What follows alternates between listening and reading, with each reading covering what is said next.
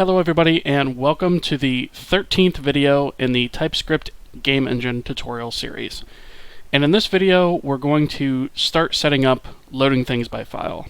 So what do I mean when I say loading things by file? Well, what I really mean is to be able to load up our zones from a file and not have to write code in order to actually place where objects are and things of that nature. So right now we've got this sort of test zone thing, and every time that we want to have a new zone, we actually need to set up a new class like this just to create objects. And right here we've got all these hard-coded values and whatnot.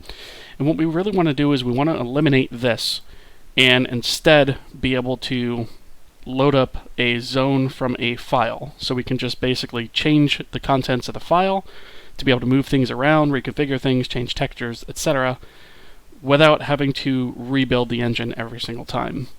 And this is a workflow that is common in most game engines, and so it's a workflow that we're going to start supporting here. And it's really going to provide the basis of making our engine as flexible as possible so that we can just keep adding things onto it and adding onto the support of things that we can load up from the file. So basically what we're going to wind up with is we're going to wind up with one file per zone that we want to create, and eventually there will be other configuration files that we load up as well, but for right now I'm just going to start on the zone files. So we're actually going to need several things for this. First off, we're going to need to figure out what the format of the file is going to be that we load. And the reason we want to figure that out first is because we need to figure out what components we need to build in order to load that file. So we need to understand what the file should look like and how to make it as expressive as possible so that when we actually go to write the code, we know what we need to stand up. So here I've got my assets folder in the TS engine. So I'm actually going to create a new folder, and I'm going to call this one zones. So in this newly created zones folder, I'm going to create a new text document, and I want to just delete this all out of here, and I want to call it testzone.json. And this is saying if you want to change a file in an extension, it might become unusable. Are you sure you want to change it? Yes, we do. And that's going to change the file type to JSON, which is JavaScript Object Notation. And this looks very similar to JavaScript, but it provides us a container or a format that browsers already understand and can read very easily and translate into objects. And you guys will see some of the power of this in a bit if you're not familiar with what this is already. Okay, so what I'm going to do for right now is I'm going to edit this in Notepad++. You can use whatever editor you want. I'm not going to edit this in Visual Studio because Notepad++ is sufficient. So JSON files have very limited and simple syntax. And the very first bit of this is we need a block of code, which is defined by these open and close curly braces. So this winds up becoming the sort of global object for the JSON file. It contains everything that's going to be in this file as far as the information about the level and eventually the different objects and whatnot that we are going to be loading up. So we need this wrapper, open and close parentheses. So in that, JSON files are essentially a glorified collection of key value pairs. So basically what that is we have the name of something, so we'll just call this name, and then we have a colon, and then we have its value. So if it's a boolean, it might be false. If it's a number, it might be 10. Otherwise it's typically, it could be a string value, it could be anything. It can also be an array of values, so it can look something like this. It can contain an array of strings, so we could say string 1, string 2, etc.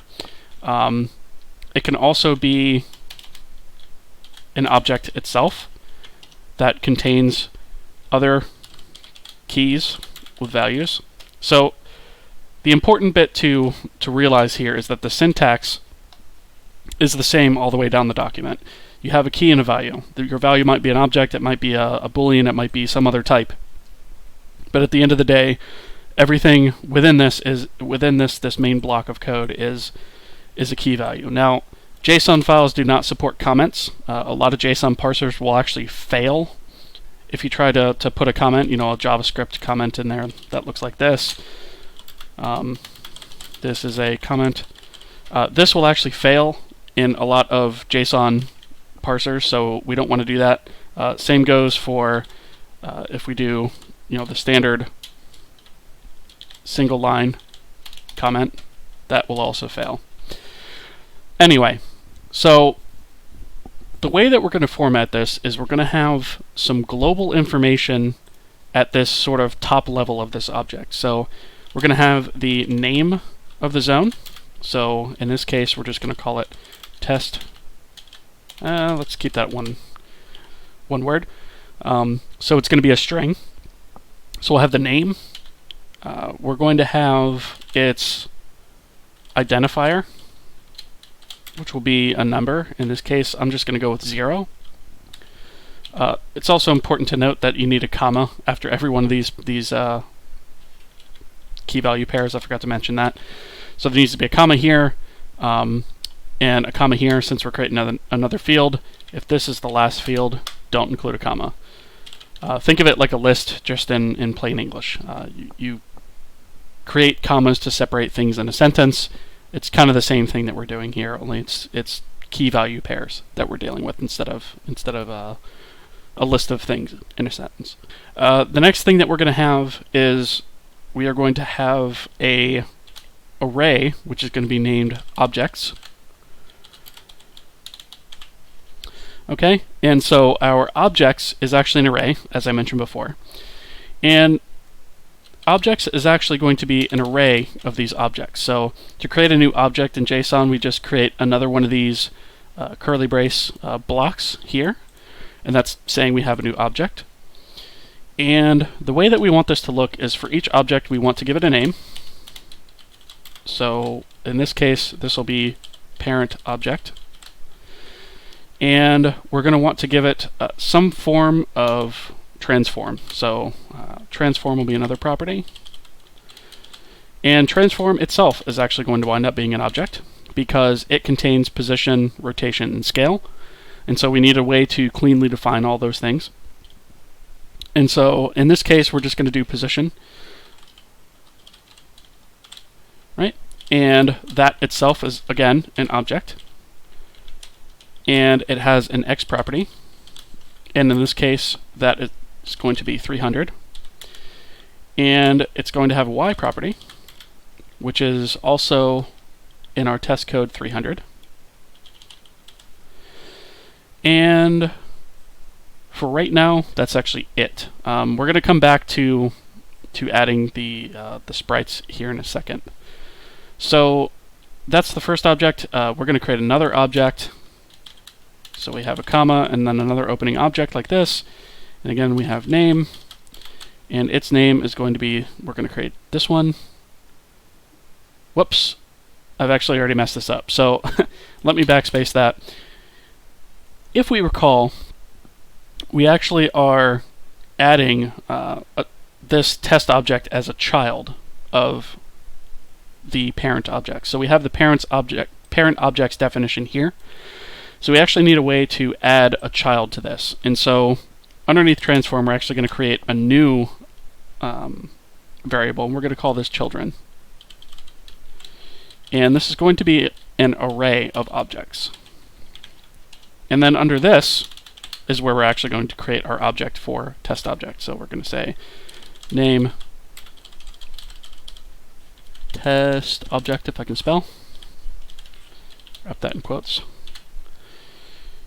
And we're going to set up its transform as well. So transform. And just like last time, it's an object, and it's going to have position, which is also an object, and it's going to have an X property. And in this case, it's going to be 120, like we have in our code here. And the Y is also going to be 120. And so what we're trying to do is just replicate this setup here in this file here. So as you can see, this format of a file already gives us several things. It gives us a way to define what our objects are. So everything that is in this outside objects array is going to be added to the root of the scene. And then each one of these objects has a name. It also can potentially define a transform. If it doesn't provide a transform, it defaults everything to 0. And that's already happening for us in code, but we want to be explicit about that here. And then it also gives us the nesting ability by exposing a children property, which is an array of objects. And you can see that that is nested inside this parent object. So this format becomes very expressive and very easy to use and understand. And that's part of the reason that we're going with this. And this is not the only way to do it. This is just a way to do it that I have used in the past. And it's something that I've found to work very well. So certainly you guys are more than welcome to sort of write your own format of loader, however you want to set this up. You'll see that once the code is actually configured, it won't really matter what the format of this file is once the parser is done with it, because we're actually going to decouple that as well. But for right now, this format I think will work nicely for what we need. So that's actually all that we really need as far as the test zone. So what we're going to need to do is create our parser, our zone file parser, to read in all of this data, so that it can take this data and basically perform the operations that are being done here in code in an automated fashion. So let's go ahead and do that. The next thing I'm going to need to do is create a parser for this. I'm thinking the way that I'm going to do that is we actually need to, there's a couple steps to this, because we actually need a JSON file loader, and then we need a parser. So before I move on to the parser, let's actually set up the loader for the JSON file type. What I'm going to do is, just to simplify things, I'm actually just going to take a copy of the code that's in this image asset loader, and under assets I'm going to right click that folder, add a new TypeScript file, and we're going to call this JSON asset loader. Okay, and I'm going to paste this in there, and I'm just going to rename this to JSON asset and JSON asset loader. Update the comments. The data in this is actually going to be of type any, because JSON by default gets loaded as an any, so that's how we're going to want to set this object up. Constructor is also going to take any in its type, and we're actually going to get rid of width and height because those don't apply. In the JSON asset loader itself, we're going to change the extension to support JSON, and we're going to remove those other two entries. And in the load asset, we actually need to do some setup here. So instead of performing or using code like this to load it, we actually need to set up something slightly different. So what we need to do is we need to say let request, and that's going to be a HTTP XML HTTP request, and we're going to create a new XML HTTP XML HTTP request, and we are going to say request dot open, and the method is going to be get in quotes. A get is a type of request. So basically, we're telling the browser that we want to make a request for a file, and that type of file is a get. Now a get is usually like when you type in google.com into your browser, that's a get request. When you log into Google and you're posting on a forum, that's typically a post request. There are other types of requests available as well. I'm not really going to get into those things here, but all we need to know is for right now, we just need to do a get request. Nothing fancy. We just need to say, hey, server, we need a file. So I just need to get a copy of that file. And so we say get, and then we pass the URL, which is asset name. All right. And then the next thing we can say is request.add event listener. And we're going to say load. And the listener for this is actually going to have a method that looks something like this. So it's going to need the XML HTTP request and the progress event. And so before I can fill that in, I actually need to edit this method down here. So I'm going to say on, I'll say on JSON loaded. That's fine. And then I'll need to change image to request. And that's going to take the XML HTTP request. And then it's also going to take the event, which is going to be the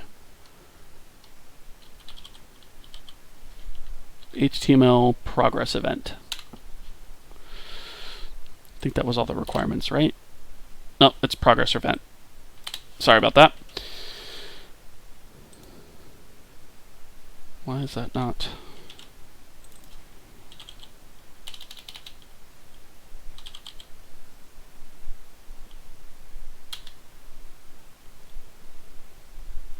Okay.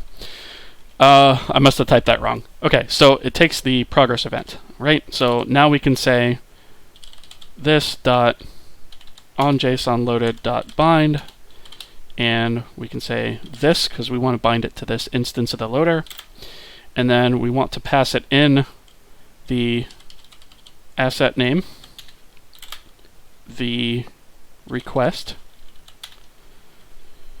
and actually I don't think we actually need the event, so I'm not going to pass that.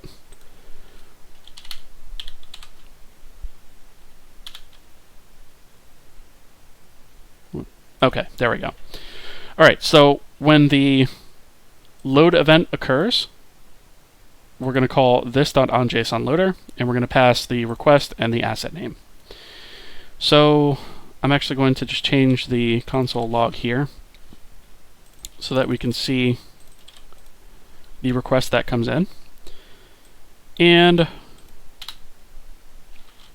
actually going to change. Why is this? Oh, because this is the, don't need that anymore. Okay. The next thing I need to do is say request.send. And we don't need to actually send anything. We just need to make the request. And this is what actually fires it off. So we open the request, we set up a event listener, and then we actually send the request to the server. And so when the load happens, we call on JSON loaded, and we spit out here the asset name and the request. So the next thing we need to do is actually create the asset. So we need to say change this to JSON asset. Okay, so before we can actually create the asset, we need to check a couple things. So let's say if request dot ready state equals request dot done, which is basically saying if the asset is actually fully loaded, then we want to kick off this code. If we don't check this and we have a different state, say maybe the request didn't respond yet, or the request didn't, maybe we got some sort of error or some other state that we weren't expecting, we'd wind up throwing a hard error here. And we probably ought to add some error checking into this, but for right now, I'm going to keep this as simple as possible. So the next thing that we need to do is change this image to request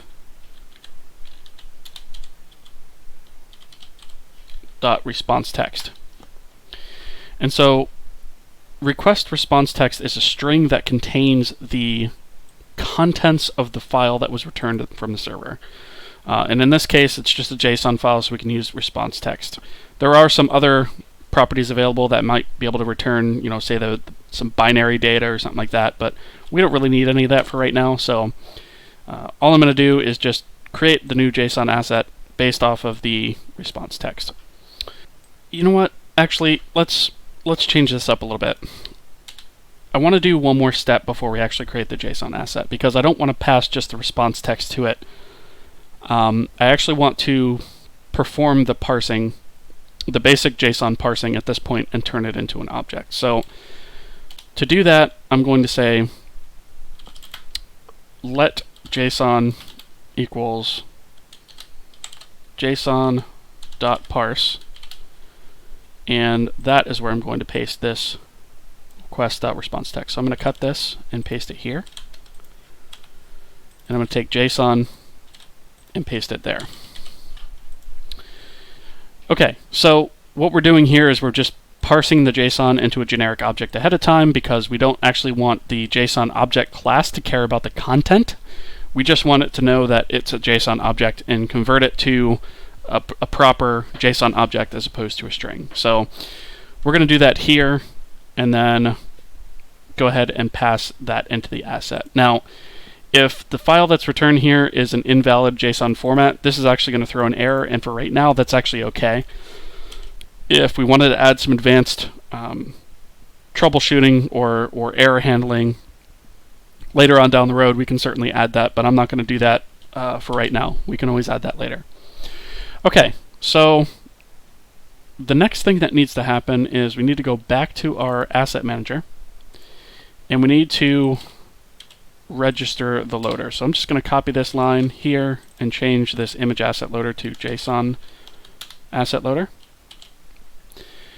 And that should really be it. I don't believe that we need to do anything else as far as the asset loading. So we should be good to go there. So now we can make a request through our asset manager to actually pull the JSON file down. Great. So the next aspect of this is we need a way to actually request the file based off of what zone is currently being loaded. And to do that, I believe that belongs in the zone manager. So what we're actually going to do is we're going to change this up a little bit, this zones. So right now, this keeps a zone, an ID zone key value pair. And that's not exactly the model that we want to follow, because this is expecting that all zones are always loaded all the time, and that's simply not going to be true. So what we need to do is we need to actually handle properly the loading of these zones. And so the way to do that is I'm actually just going to comment out zones for right now. And I'm going to create a new private static, and I'm going to call this registered zones. And it's also going to be a key value pair. Oops. It's dictionary. But so instead of containing a zone ID, what this is actually going to contain is a string. And this string is going to be the name of the JSON file that we're going to request. So we're just going to set that to an empty object. Okay, so in order to handle this, what we're actually going to need is another method here. It's going to be a public static initialize. It's going to return type void. And this right now is where we're actually going to set up these registered zones. So we're going to say zone manager dot registered zones. And what we're going to do here is we're going to have something that looks like this. We're going to have registered zones, and we're going to say the 0th ID equals, and we're going to say test zone. Wow, I can't type tonight. .json. You know what? Let's actually put the full path in there. Let's say assets zones. Right? So that matches up with what we have here. So we have assets zones test zone.json. Okay? And so every time we add a zone, we're going to add something here. And this, again, is only temporary. We're actually going to build something into our build process that includes and will set up all of these eventually. But for right now, we're just going to keep the registered zones here. And the other thing that I want to do is I want to get rid of this call to create zone, because we're no longer going to need that. I'm also going to get rid of the call to create test zone, because we don't need that. So all we should have to do is call initialize, which let's actually add the call to that right now before we forget. So I'm going to go to engine TS. And when we start, right after the asset manager initialize, I'm actually going to say zone manager .initialize. Okay. So now we're sure that it will be called when we start up the engine. And so this is just going to keep a listing of zones in and IDs. And when we change the zone, we need to change up this code a little bit. So what we're going to do is we're actually going to leave. So first off, we can leave this first block alone, because this actually still needs to happen. So if the active zone is undefined, we still need to deactivate it and unload it. However, the code down here is going to have to change a little bit. So we no longer have this zones. So the first thing we need to do is change this zones to registered zones ID. Right? And so we want to make sure that that's not equal undefined. And if it is, we need to throw an error. So we need to throw new error zone ID id.toString does not exist. Okay? And the next thing we need to do is, instead of creating the active zone right away, this is actually where we're going to make the call to our asset manager. So, okay, so the first thing we're going to check is if the asset is loaded. So we want to say if asset manager that is asset loaded, and we're going to say zone manager dot registered zones ID. And so if it's loaded, we're going to go ahead and switch it right here. So we'll say asset manager dot get asset, and I'm just going to copy and paste this here, and we'll set this, we'll save this off, let asset equals that. So we'll basically say if the asset is already loaded, we'll just go ahead and get it. So in this case, we can go ahead and start the loading process right away. But before we can really move on with that, we're actually going to need to add one more thing. So in the zone manager, we want to add a private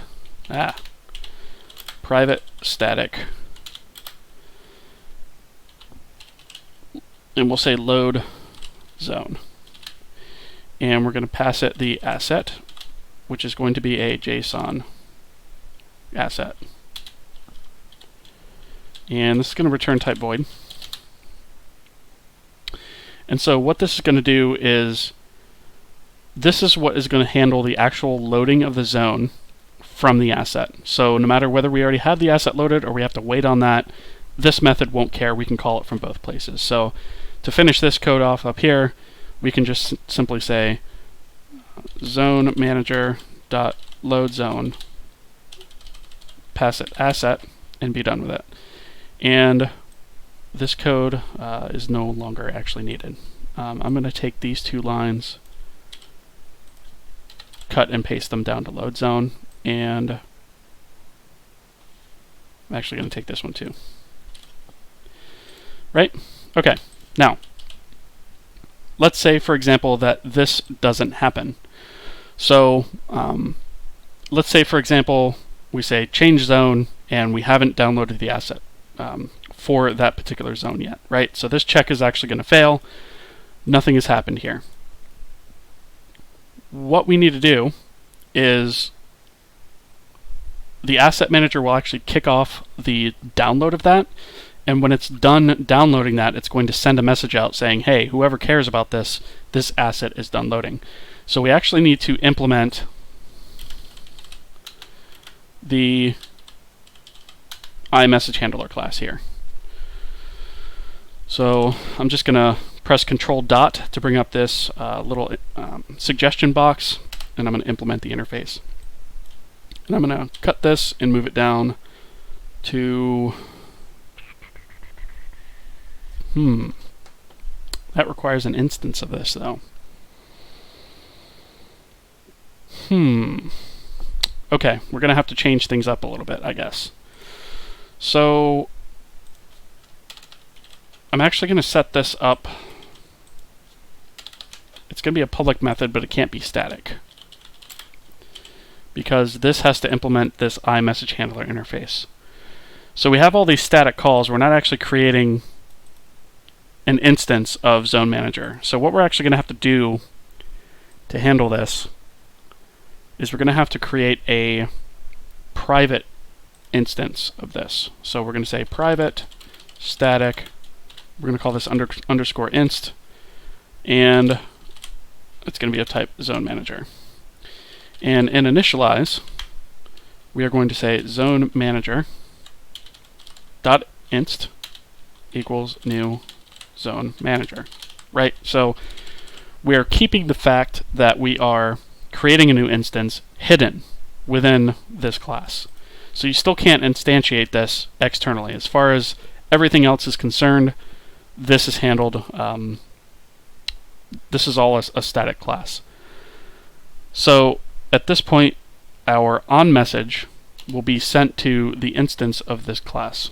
What we're going to have to do is right here, when we check to see if this is already loaded or not. If it is not loaded, we need to subscribe for that message. So we need to say message.subscribe, and we need to say message asset loader asset loaded plus, and then we're going to say zone manager dot registered zones index ID. So when the message is sent by the asset manager that this has loaded, this is the message that's going to be sent out, and the handler is going to be zone manager underscore inst dot onMessage dot bind zone manager dot underscore instance.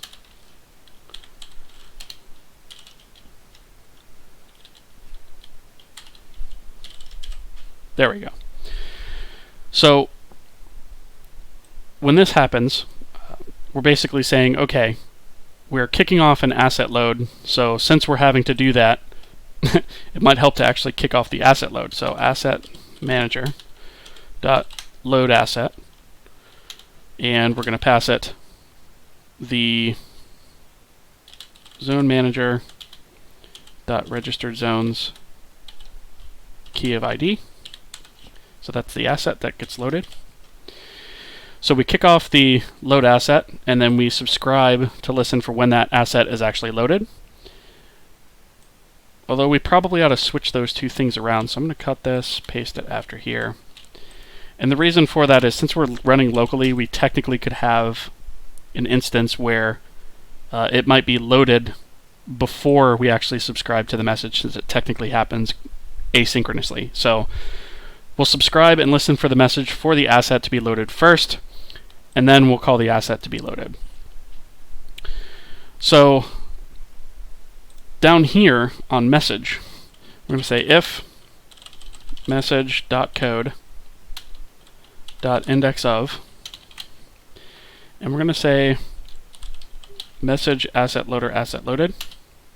So in other words, if the message contains that, then we want to actually process it. So the context of this message is actually going to contain the asset. So we need to say let asset equals message.context as JSON asset, because in this case we know it's going to be a JSON asset. Okay, and at this point we can say zone manager dot load zone asset, and there we go. So now, whether or not we have the asset loaded at the time that we're changing the zone, eventually this will get called. This load zone will get called, right? So we may have a case where, in fact, there is one more thing that we're going to run into.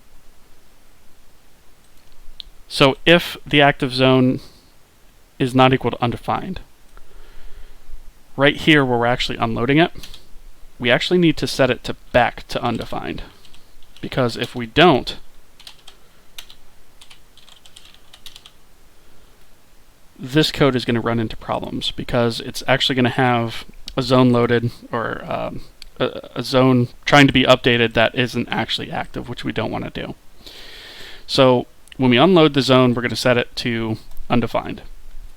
When we load the zone, this is where we actually need to pull things apart to actually create the zone.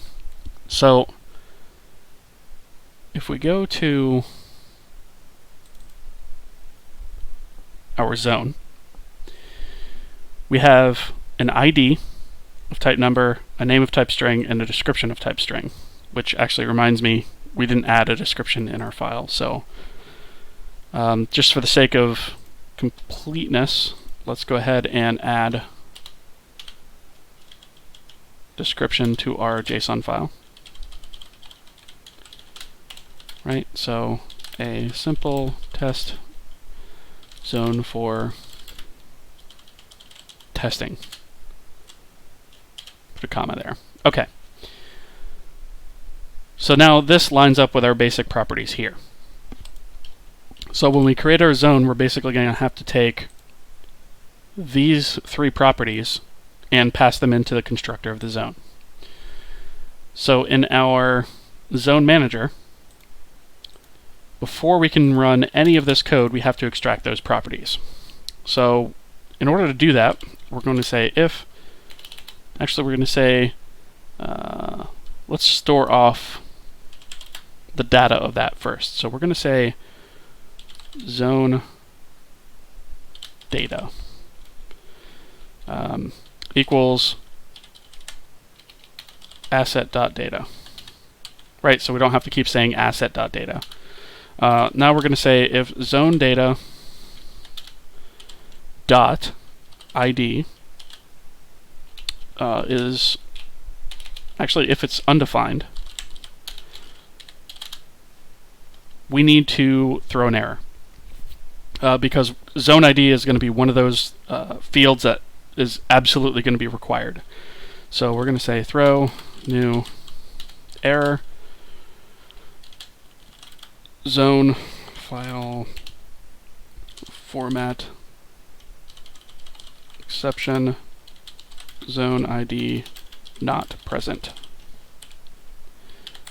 Okay, and then in the else, we're actually going to store off zone ID. So I'm going to create a variable here called zone ID type number, and here I'm going to set zone ID equal to, and I'm going to pass this to a number since its value is technically going to be an any, as far as JSON is concerned. So we need to make sure that it's actually stored as a number. So we can call the number constructor and pass zonedata.id, and that will actually extract this property or this value from this property and save it to zone ID. So in our loaders, we're actually going to see this pattern a lot. This is something that is going to be very common. You're going to see this over and over again, and at some point I'm probably not going to live type all these things, but the first few times I'll sort of go through it just to sort of reiterate the point of how all this works. Okay, so the next thing is we need to extract the name. So we'll say let zone name type string. And then we need to, I'm actually just going to copy this block because name is also going to be required. So zone file exception, zone name not present. And I'm going to set zone name. And I'm going to cast this to a string by just passing it to the string constructor and change this to name. Okay? And I'm going to copy this block once more, except this one's going to be a little bit different. So this one's going to be zone description. And this is going to be description, except this time we're going to say not equal undefined because we actually don't want to require the description, so we want to make it optional. So we're basically going to say, if it exists, go ahead and set it, otherwise don't bother. Right? So we have zone description. So if zone description is not equal to undefined, set it to zonedata.description. Okay? And so finally, we can create our zone. So here we can say active zone equals new zone. And we can say zone ID and zone name and zone description. Great, and there we go. So we are going to have to add a little bit more to this. We're going to actually add this to the zone, and we're going to make the zone responsible for grabbing any other properties that it needs from the actual configuration. Because right now, all we're doing is creating the zone. We're not actually parsing any of that data out. So in our zone TS, we want to add a new method, and we're going to call this public. We'll go with initialize. And we're going to call it file data, and it's going to be of type any. It's going to return type void. Okay, and so this is actually going to be that object that is this zone. Actually, let's call this zone data. Let's just make it consistent. Call it zone data. So once we create the zone, we're actually going to say zone manager.activeZone.initialize, and this is where we're going to pass it the zone data.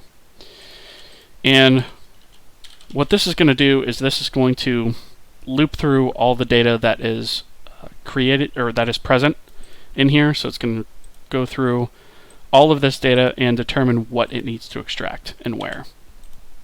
And we may wind up moving this, but for right now, I'm perfectly happy leaving it here in order to do that. Okay, so we have.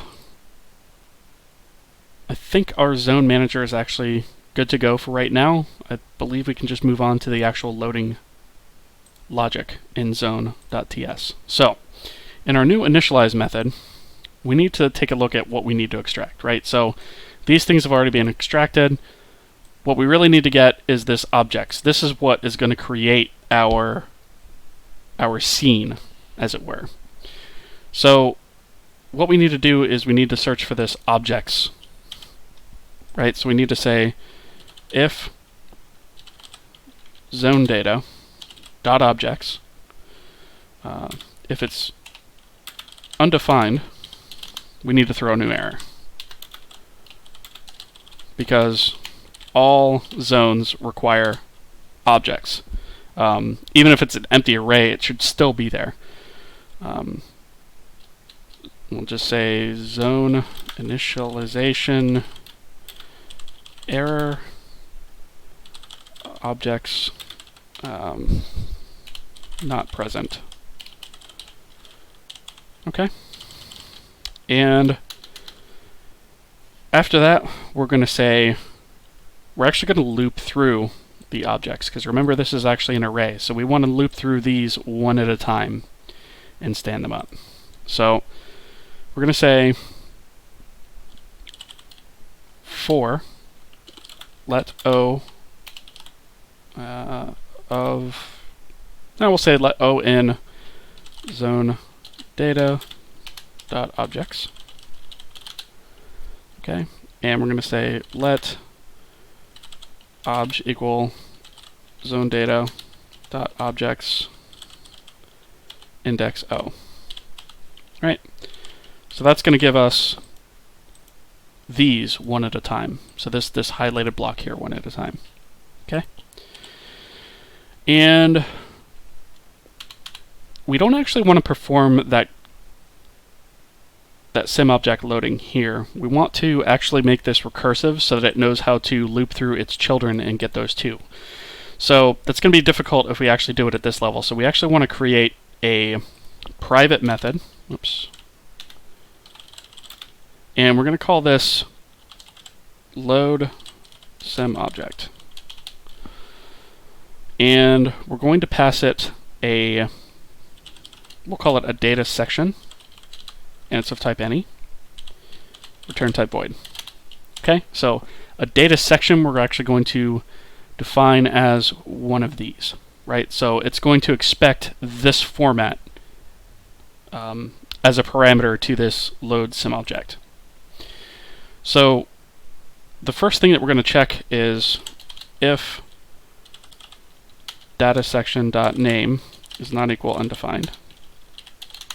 Okay, and let's just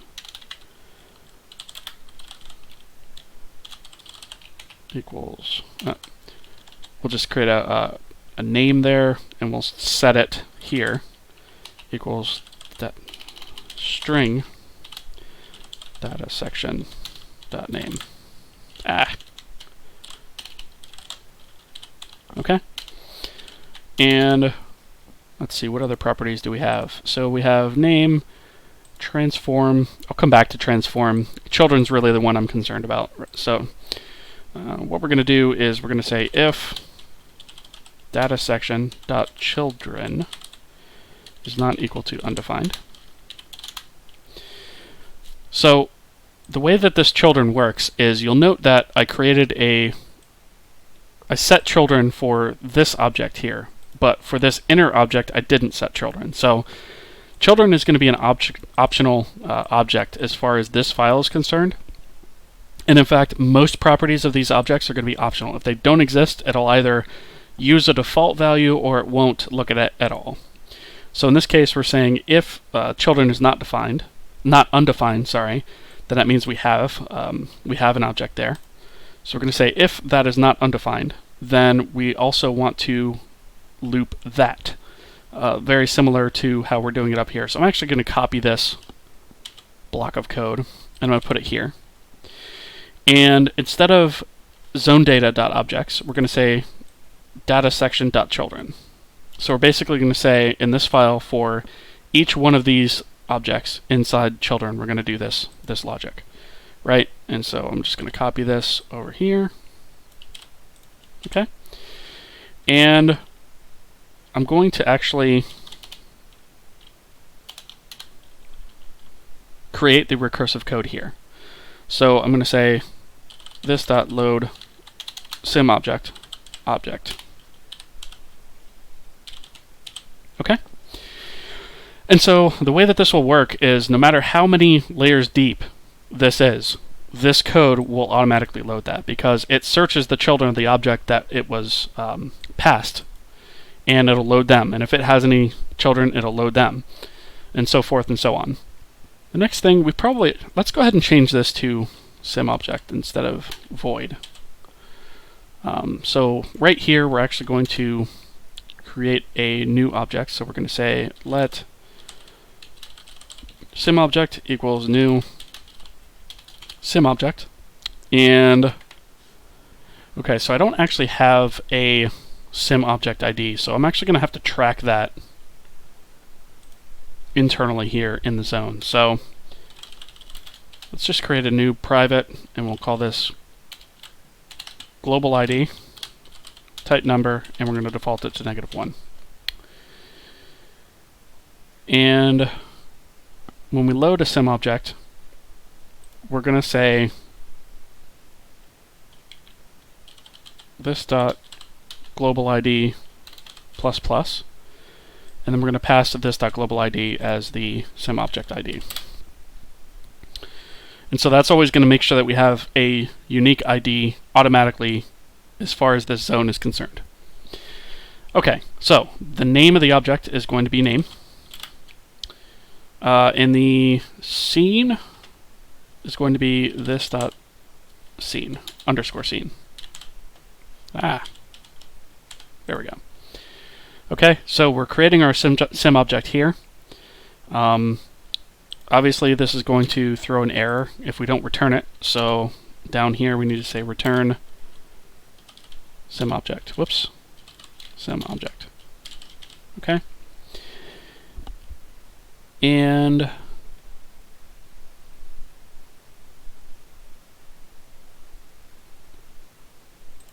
one more thing that we need to do, we actually need to set up parenting for this. Since we're handling this recursively, we actually need to pass in a parent SimObject.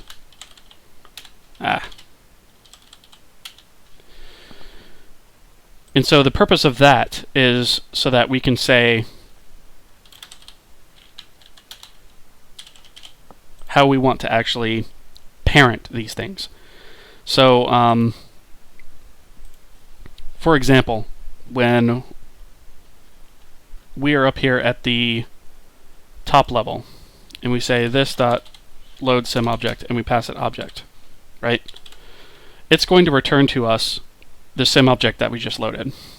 So in this case, we want to actually say this dot scene dot add object, right? So at this root level, every SimObject that we load, we want to add it to the scene. Let's see. Oh, right. But since these objects are top-level objects, which means they're in this outer objects array, they have no parent, right? We're actually going to pass undefined here. Okay? And when we make this recursive call to this .load SimObject, we're passing SimObject itself that's created here as the parent. So that way anything that's actually created at this level is automatically added. So to illustrate this, we're actually going to say let child equals this .load SimObject. So we're loading up the SimObject's child, right? And then we're going to say SimObject dot add child, and we're going to say child.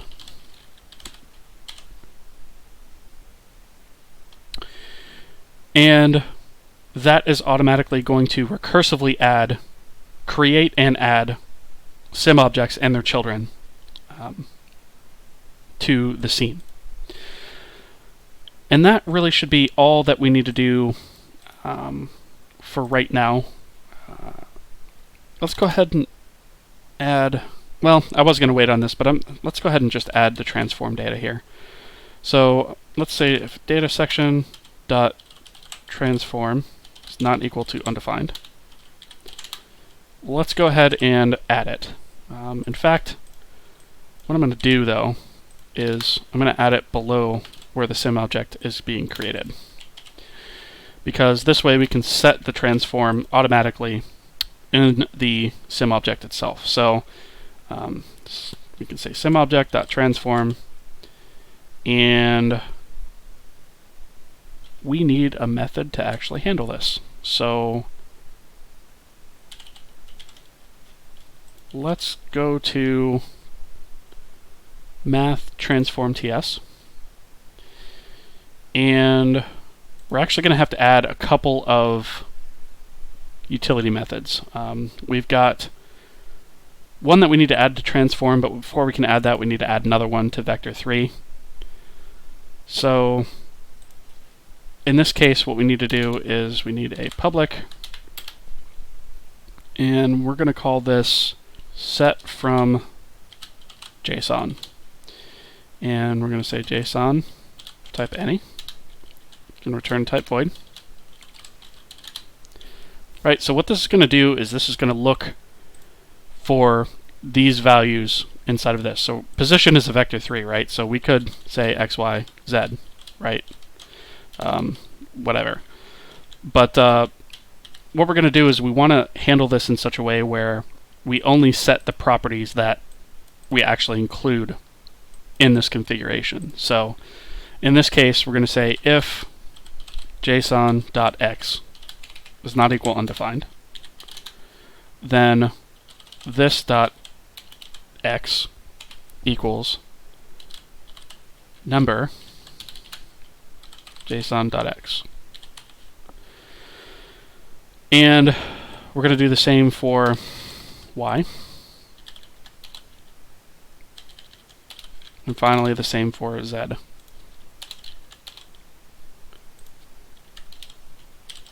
Okay?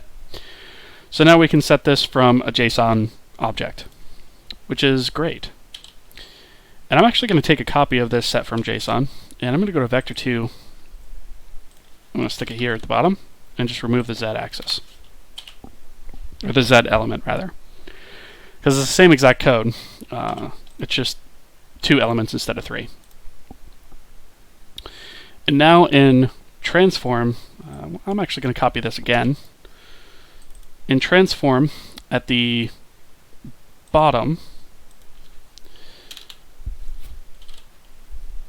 what I'm going to say is instead of JSON.x, I'm going to say JSON.position, right? Because if we look at our configuration, here we have position.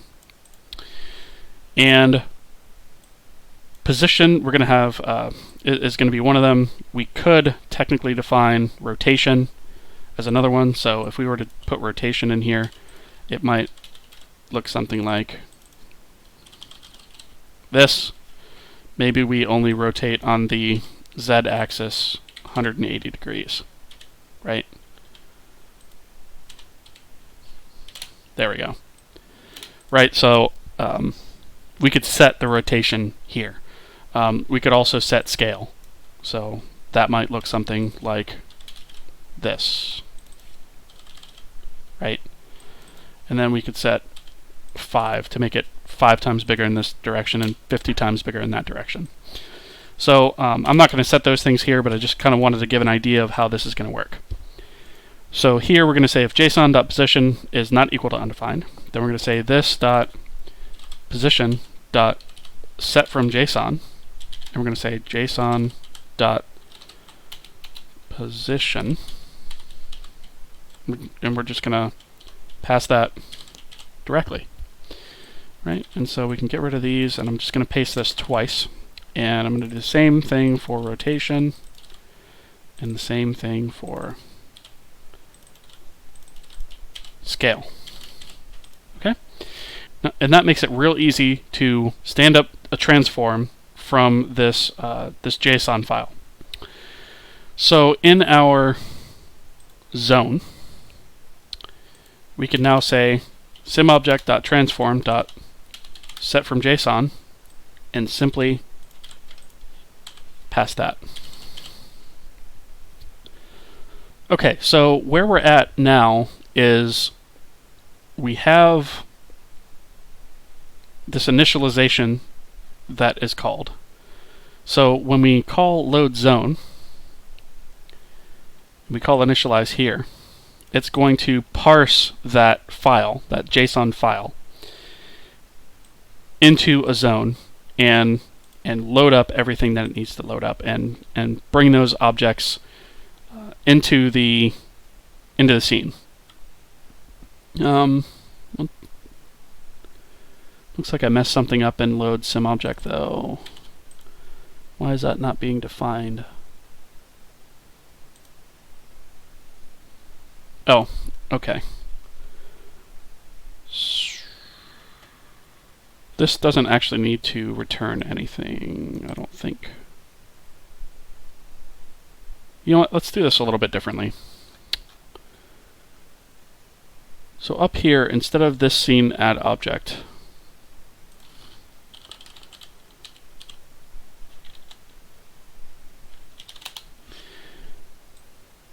instead of doing it this way, I'm actually going to pass this.scene.root here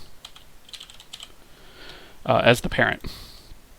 So we're going to call load SimObject at the top level. We're going to pass the scene's root. And what that's going to allow us to do is change this back to void so that we don't have to return anything. So I can get rid of this. Instead of doing this here and saving that off here, we could just do a simple call to this.loadSimObject. And then down here at the bottom, we can just say if parent is not equal to undefined, parent.addChild, and we can say SimObject. It's a little bit cleaner that way, I think. It encapsulates all of that adding logic in here. So we can expect that we can pass in a data section and it's going to be added to the parent that's passed here. That makes it a little bit clearer in my mind. So all we have to do is go through essentially this top level of objects and simply just pass this.loadSimObject, and it appends it to the root. And then this is recursively called on the SimObject. If it has children, it adds that to the SimObject because the SimObject is the parent and so forth. Okay. I believe that's actually everything that we need to do. Let me just take a quick look over the zone manager. Okay, let's go ahead and build this and run.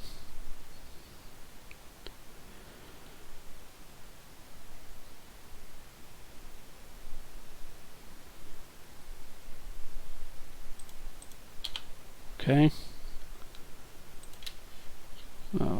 Let's just let's disable cache and do a force reload. Create test zone is not a function. Engine TS. Okay, I must have forgotten to delete that. I thought I got rid of that, but apparently I did not. I did not. Okay.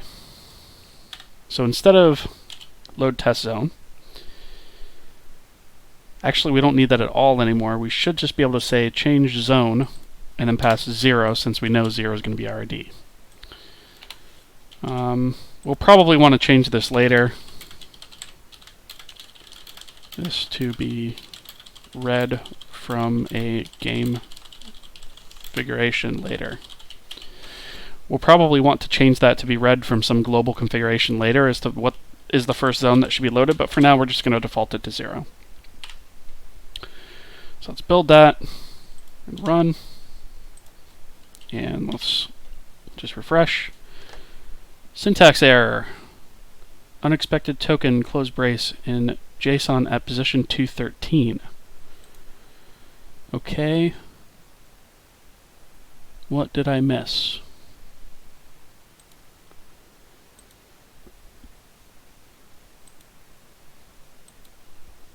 Oh, okay. I missed a comma there, for one thing, and it looks like I have an extra comma there. Whoops.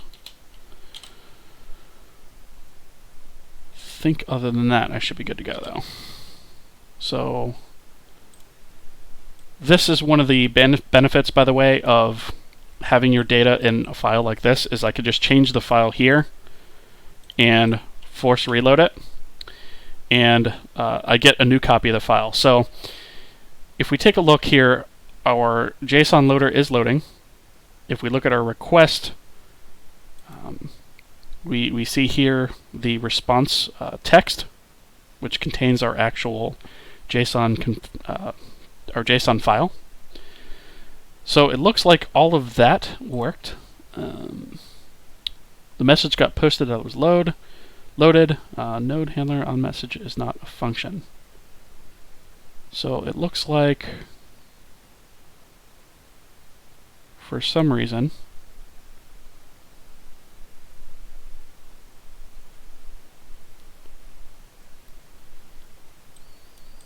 it looks like our on message isn't working in our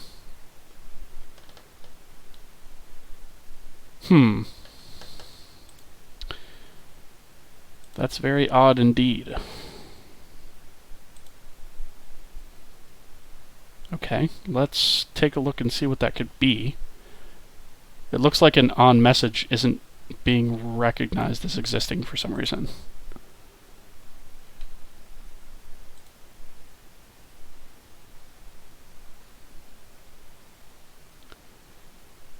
So this doesn't have anything that's listening for a message. This is doing a subscription. So this change zone is being called here.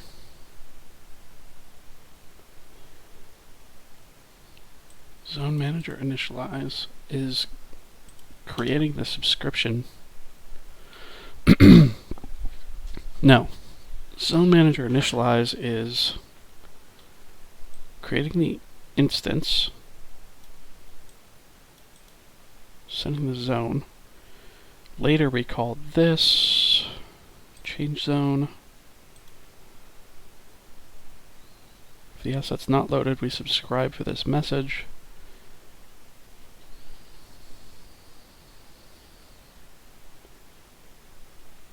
Oh, I don't think all this is necessary. I think I can just say,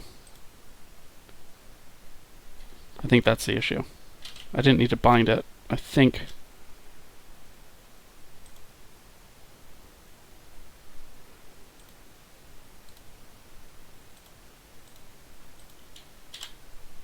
that was the problem. I don't think I needed to bind it. It should just be able to, I should just be passing the instance there.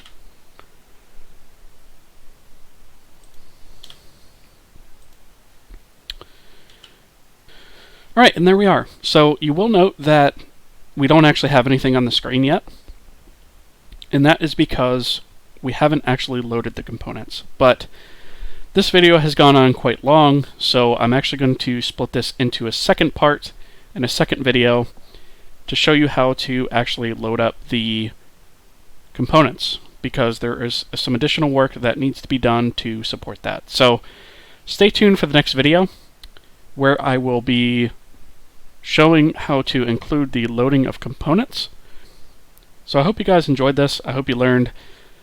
Let me know in the comments what you think, and I will see you guys next time.